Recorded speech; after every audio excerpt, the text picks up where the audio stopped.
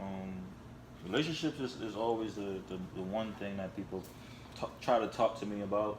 Although I am not a guru and such, I had a great amount of experiences in my day and age of how it could work and how it could not work. And the way in which it really works is when both parties are doing something, like they have a goal or something that they're focused on, and you could really help that person get there. But most of the relationships I was in is kind of like I was looking for help. I'm not gonna lie. Yeah. You feel me? It's always kind of like a help situation where, and especially in the military, like the military and relationships is like, well, those don't go. Most of the time, those don't go. That's like adding an extra difficulty level, bro. That's like adding on a multiplier to your relationship, especially in the military. Right. It's like when I first got in there, it was like, we're in the barracks, I'm in this environment. It's like kind of like a college situation, but it's like, you're working, but you're amongst kids. Yeah. It's like, see, I was the kid. You know what I'm saying? But you still was in the industry. You was still in that industry for such a long time. Like, you was in the military since you was what, like 17 and a half? Like, as soon as you got out of high school? As soon as I got out, bro. Went straight in there. Bro, and you tell anybody you a vet, they're gonna be like, bro, that was like, vet or what? Right. Chuck E. Cheese, motherfucker. Right. Yeah, they would not believe you, bro. But I usually always get the age, that age discrimination. That's a real thing, bro. Right. And on top of that, telling them what you got going on and shit in the VA. I ain't gonna call no numbers, but that's the one thing that they. But anyway, bro. When I found, one of my girlfriends I was with for a long period of time in the military, it was when I found her. First of all, I was kind of engaged. Kinda. Okay. It's the military shit. Right. Yeah. So. Military. Yeah. That story. We'll talk about that on a later date. But I was kind of engaged, and when I met her, it was kind of like, the world, like, everything stopped, and it was like, yo, she's entertaining my talk, she's good at conversing, she worked at a bank, firm handshake. Everything. A firm handshake. Yeah. Like, I think that's what got my attention. Like, that's what it was? A firm handshake. The handshake was firm. Like, I guess she knew what she wanted. And I knew what I wanted.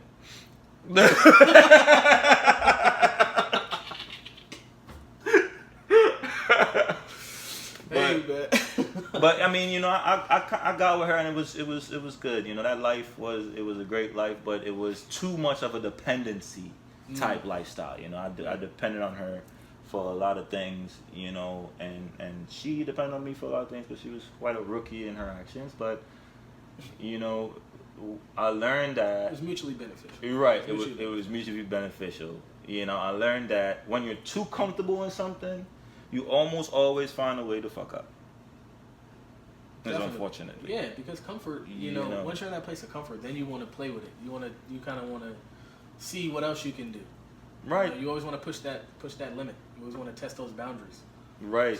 Right. So, in that relationship, I was in hair school, and I was around a lot of females. I was around a lot of females, and it was quite tempting, which I fell for it. Yo, I cheated, yo. Call it like it is, bro. Just say it, bro. Yeah, you cheated. Dancing around talking about and my soul. Opportunity presented it. Nah, bro. Say it like it is, bro. I saw a bad white girl, and I wanted that. Yeah. And I got that, and it caused me a lot. We having a real moment. Was it worth it? Was it worth it? I mean, in the moment, what were you thinking, like, as far as what made it interesting at first? Like, what made the idea of sleeping with this girl at first Like, what was it? Was it strictly, damn, she's sexy, that's it? Was it that simple, or was it on a like, she's doing something my partner isn't? Or or is it like that? You know, they say that 80-20 thing. Like, you know, most people will leave their partner who has 80% of what they want: the comfort, the emotional support, the whatever. For somebody who has that 20%, fat ass, big titties, cute face. Like, is it one of those, the 80-20 thing, or was that even part of? Were you even thinking that deep? Well, in that moment, you know, because it's not like, oh, you saw y'all instantly. You know what I mean? This was something over time. Right. This is something that, you know, I saw and I, you know, eyed up. You saw it like, oh, okay. Well, I saw as soon as I got to the school first day visit. You know, I didn't even use nothing. I just went to visit the school. I saw this chick. Oh, okay. Yeah, I saw her, and yeah, it was just one of those things where it was like, it's in my head, you know. But it's like, yo, you have a committed relationship, so why are you even thinking about that? But thinking about that, right? Being a man in a committed relationship and looking outside of it. I think that tends to happen a lot, but most people don't act upon it. You know, I guess that's what, you know, being mature is about. But most, you are being. Yeah, you know, most people, you know, I guess they weigh it. But to answer your question, you know, you asked if it was worth it. I don't think it was worth it for the short amount of experience, but in that moment, you feel me, as a man, as an alpha, you're in a situation where you're close to a female that you found attractive, you know, and your relationship is not panning out as well. So that's what I'm telling myself in my head. You know, my relationship is not panning out as I don't even think it's gonna work. You know, I'm all tatted up, and you know, this girl is like a Christian, and you know, family don't accept me. Yeah, that was interesting. Right, you know, so it's like all that stuff going through my head, you know, and I have this one instant to forget about it. You can be who you're not under that scrutiny, right, of the impending future. Right. You know what I mean? Because it wasn't and in a lot of relationships, there's the expectation, and rightfully so, that, you know, our families are going to join together. Right. As, you know, your people are going to meet my people. Right. Like, that's the expectation, that you put all your efforts and all your energies into one type of, you know, relationship dynamic where you're all contributing.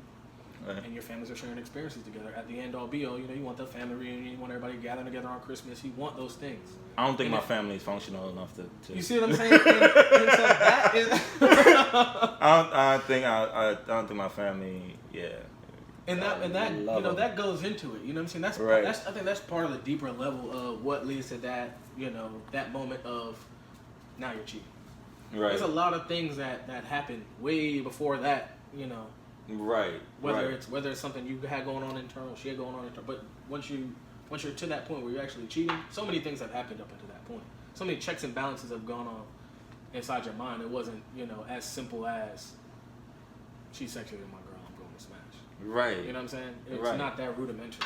And I think that's where a lot of the offense takes place. Is they think, and it's not like we trying to get with yo to be with yo. That's never the.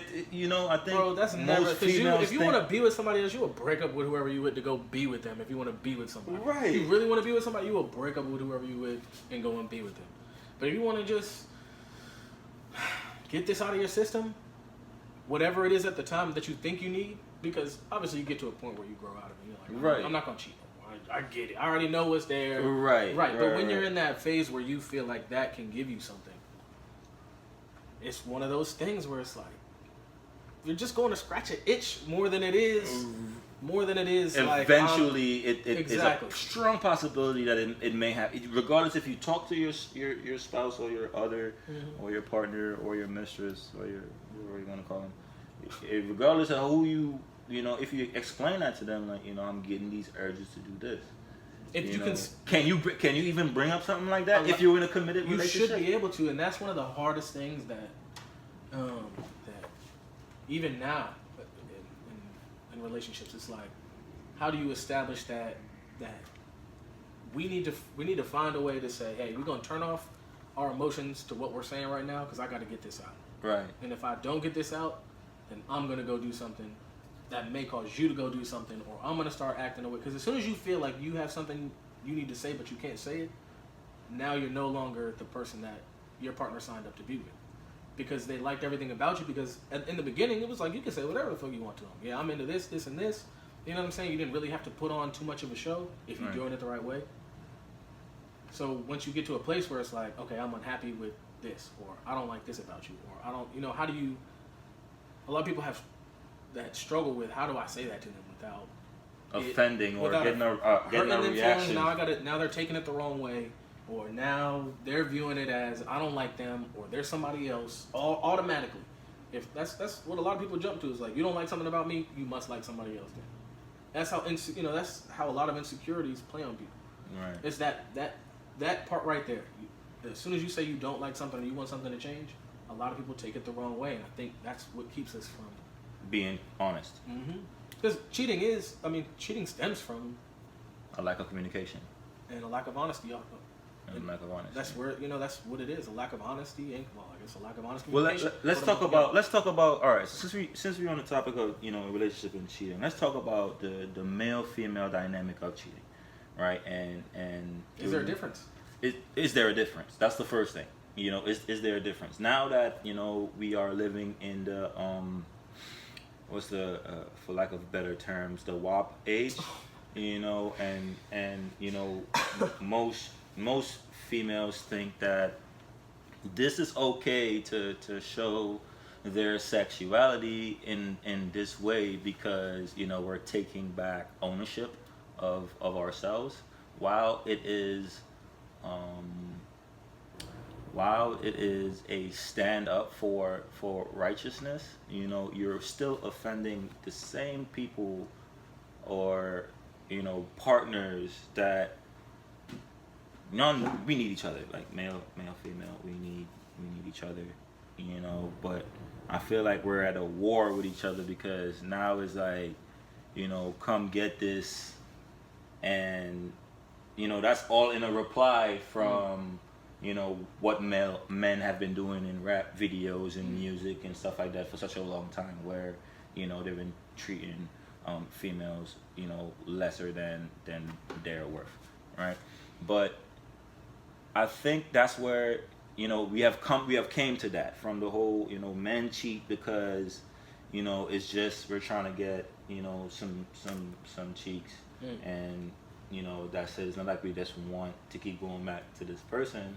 It was momentarily we had a sexual attraction, and it was acted upon, but I'm not gonna try to go on this fantasy journey with you to create something with somebody of your stature, because we're not aligning. We're not at the same place. We're not vibrating the same way.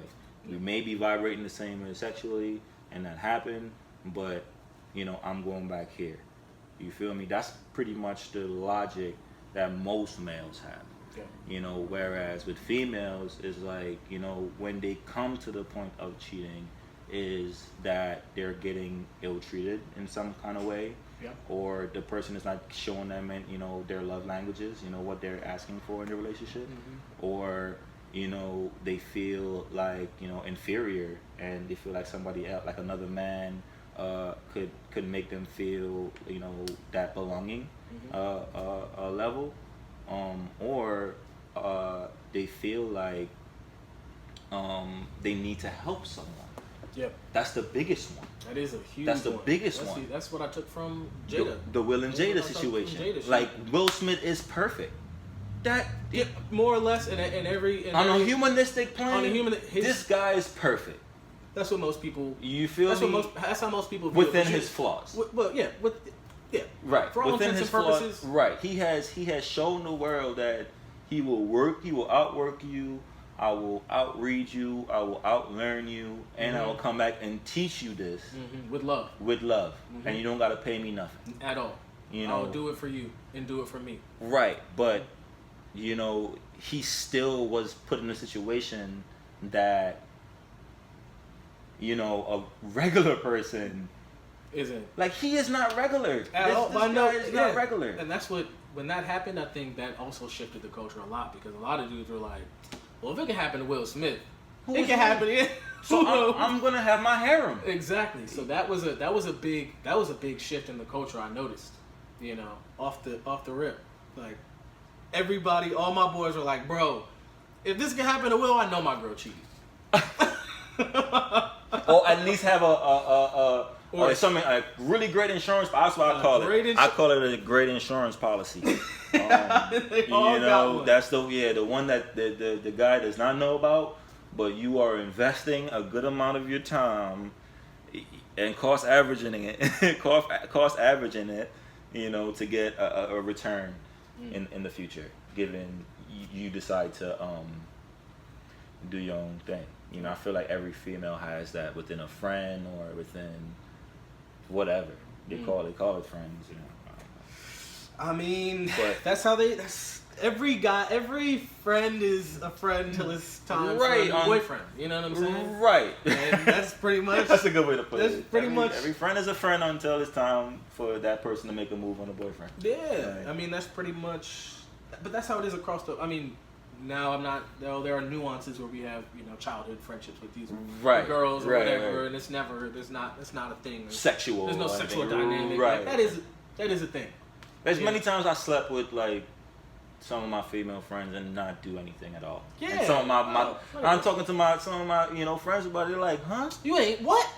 Bruh, with her? Bruh. Right. It's like, right. And it's just, it's not there. It's not even that it's not there. It's just that wasn't what that was built on. That was, you know, it was built something on else. Something else. You feel me? We never explored that place. We didn't have to. We didn't have to. It wasn't, even if you wanted to, that was just not a thing. You know what I mean? You've done your calculations and no, there's no sexual. I mean, that's you know, until it's that, but it was never that. But going back to the situation where females, you know, cheat more so because they want to help. Like, if they have a man that's actually doing everything, like, I mean, females had it hard over the years. They had some sleaze balls. And, you know, everybody had it hard over the years. Right. I mean, you know me. I'm a what do they call that? I'm a middle of the line. I think men and women cheat equally for the same reasons. Right. If you want equal rights, we're gonna share this too. I mean, that's me. You know how I am. I'm always gonna argue that's equal as shit. You know what I mean? Right. Whether or not it was a misogynistic era, you know, back in the day or not, I don't think cheating has ever been a one-sided thing. I can't, because I've just met so many. You know, we meet so many different people from so like. My cousin Bree's a great example. You know what I mean? Like, she was one of the first females in my life that was kind of like showed me the other side. Like, like she wasn't the girly girl that, you know, was always the victim or always seeking a man. You know what I mean? It was the raw side of a woman. You know what I mean? It was like that aggressive, more confident, more masculine side of what a woman can be. Right. You know what I mean? And I think they all have that in them. It's just, for a long time, it wasn't acceptable to show that. Right. And now it's kind of like you can, you know, drop it. Right. Yeah. Like. So, but with that, there's some. That song catchy as hell. I hate it. But man, that song is catchy. That song is catchy. That's another one of those that changed a lot of things. Right, man. Oh man, I detest that song with everything, but it's so catchy. It's a great song. Yeah, absolutely. You know, but it was a hit. It was a hit. Yeah. If that could become a hit, like, what kind of society are we living in? You know what? Where is like one where you could do whatever the fuck you want. You can do what you want. That's kind of where we're going towards. And it's catching. It's just not. It hasn't. I don't think it's caught all the way up, but I think it's starting. Yeah, I mean, I see this. I see danger written all over it. Absolutely. Because men cheat, but men do not know how to be cheated on. Oh, That's a whole, bro. That's a whole thing. You know, That's a whole thing. Men cheat, but they do not know how to deal with getting cheated on by their girlfriend. No, absolutely not. You know. All the time I was going in. Yeah, well, yours is about to die, so you know. Switch it on, and, you know okay. You know? You could just piece it together. Yeah, Cool. You got the footage. The point of it is get, you know, now you got the footage. Yeah, man. So yeah, men don't know how to get cheated on, man. So I come from a country called Trinidad and Tobago.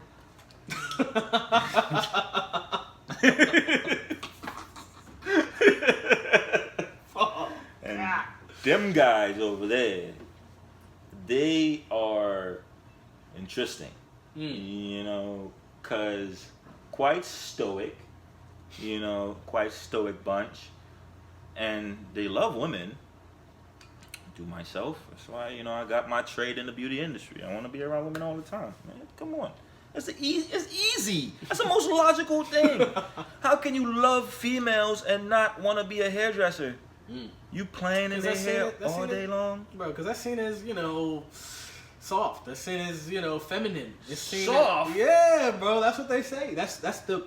Would you not say being in the beauty industry as a man, does that not put you in... Have you not been viewed as... Have you ever had to, like...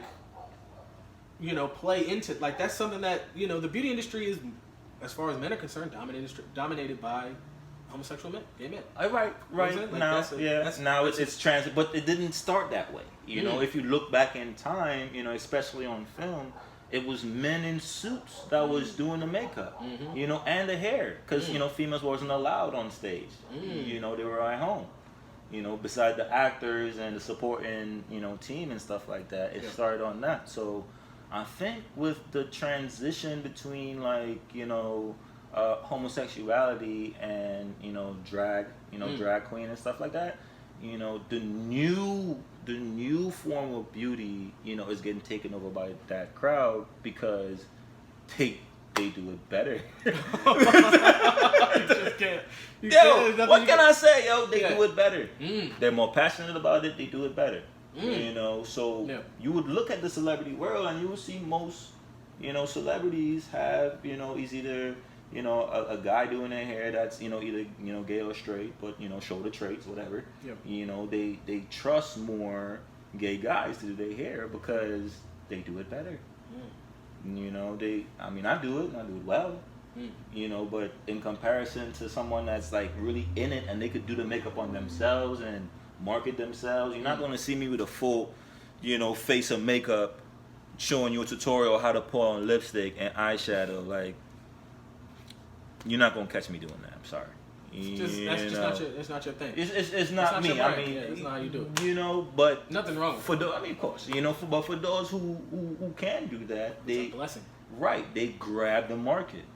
Because first of all, you know, if I'm a straight male doing that, then I gotta have some belly, because the slander is coming from. I mean, it's already coming from everywhere, bro. I mean, ever since I was young, you know, I got the slander of either being gay or crying too much. You know, I'm not insecure about, you feel me, my emotions, you know, and my sensitivity towards certain things. I feel like showing emotions and using it in such a way that it helps you get to where you need to go faster, I think that's a superpower. You know, so if anybody make fun of that, it's because they're dealing with their own insecurities. I'm over here, even if you make me mad, you know, I'm over here taking you out of the situation. Okay, you made me mad. Get out my situation, and now I'm going to use this emotion to fuel whatever I got to do to get to the next level in life. That's how I use my stuff. I don't ever try to dwell too hard, although I care about people. I don't try to dwell too hard on what people do to make me mad, you know, because you could use that. Emotion is emotion. You know, maybe love, hate, emotion is emotion. You just got to know what to do with it. You know, instead of going out and trying to act out that violence to get it out of you, you could really use that, meditate on it, feel it. Really feel that shit. You know, where do you want to go? Where do you want to be in the next couple days, 5 years? I bet if you think about that thing while you're mad, you will be shocked How quickly? Of how quick it comes. Mm. It will come so fast, and you're gonna be like, That was I'm all not I saying to had- go out. I'm not saying to go out there and like to get people to get you pissed off. Like, yo, piss me off right quick so I could manifest what I need. You know, I'm not saying that. Like, But you will be surprised at how few steps it takes to get to where you want to go. You just need that motivation. right. And if you figure out how to Right. use those emotions to motivate you. You will get very, very far. But people don't know what they want.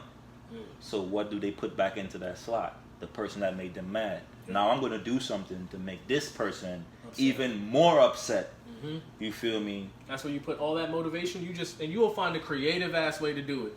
You will find a convoluted, multiple level. Yeah, I'm gonna go over to this spot because I know his homeboy be over there, and his homeboy gonna see me and probably run back say something to him. Right. And then, yada yada. If it's not direct, it's gonna be very indirect. Oh yeah, and most of the time, or you know, dudes, we do the same shit. Or if we're not doing something directly, we'll do some back way wrap around type of shit. You know what I'm saying? Right. But I don't know. It's like war. You know, the game that we call this thing. You know, where male and female is at this constant fight to see who's alpha and who is a submissive. Is that what it? That's That's what kind it of is. it. That's pretty much what it is. Man, call a spade, man. We here talking real stuff. You feel me? The stuff that people don't want to talk about. You know, we're opening all the doors. You feel me? And we looking in there to see what it is. If the room is dark, go in there and turn the light on. Let's see what's in this closet right quick. Delve deep into that. You know, because I don't think we're living in a multiple layer world, and people only see in 2-dimensional. You feel me? So it's like the only way you're gonna get to the second step, speaking from experience, is if you don't bullshit yourself. Don't bullshit yourself. And that's hard not to do when everything is bullshit. I get it, but Right. in the same sense, it's just delaying your progress. Right. It is. Especially amongst our dynamic of creating. We're here to create a new life because we're only here for 100 years, right? Male and female, if that, 75. Give or take. But we're over here fighting against each other about equal rights, which is which females really do need, and it should be implemented. But let's define what that equal rights mean, because I can still come and punch you in the face, you feel me, and we scrap and not go to jail for it if you're a female, Yeah. But I could do that with my boy, and you're just gonna wipe up the blood and talk about it and be like, yeah, shit, bust a vessel in my eye, you bitch, right? And let's talk talk and hug it out and actually, come back to our logical sense. We still can't do that. So how equal do you want these rights to be? As far as jobs and, like, we're not defining how equal these rights that most feminist groups are fighting for, or, most women organizations are fighting for. And I think that's what, both sides have to sit down and have an agreement with. And Since men had the baton for such a long time, leading in the workforce, leading in space exploration, wars, armies, politics, be just now having a black, vice president. What? Black female Black female vice president. Sorry, black female vice president. Come on. Like, the system is flawed, but we're fighting within a flawed system. We're spinning the top in mud. We're not going anywhere. And we're fighting against each other. I don't watch the news. I read it. If I watch the news, there's too much going on. Coming from such a biased place. From a biased place. Biased places.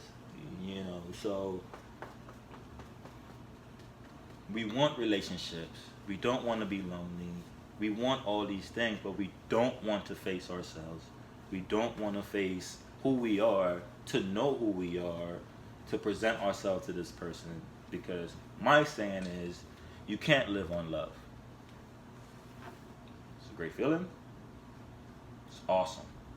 It gets us places. But you cannot live solely in love in a relationship.